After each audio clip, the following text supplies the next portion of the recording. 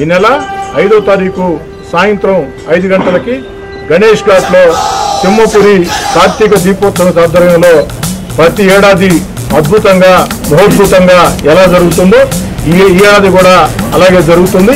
ఈ సంవత్సరం కూడా 5వ తేదీ సాయంకాలం 5 గంటలకి గణేష్ ఘాట్లో మహిళల శోభాయాత్ర, అదేవిధంగా సాయంత్రం 6 గంటలకి గంగాహారతి, హరిద్వార్ నుంచి వచ్చే ఆ యొక్క అర్చకులు ఆ యొక్క హరిద్వార్లో ఏ విధంగా గంగాహారతి ఇస్తారో ఆ విధంగా గంగాహారతి కార్యక్రమం. అదేవిధంగా గంగాహారతి పూర్తయిన తర్వాత కర్నాల చెరువులో తెప్పలతో ఆ యొక్క శివాకృతి ఆ యొక్క కార్యక్రమం కూడా ఉంటుంది. మరో ఉదయం నుంచే కూడా ఈ యొక్క గణేష్ ఘాట్లో అనేక ఆధ్యాత్మిక కార్యక్రమాలు జరుగుతాయి.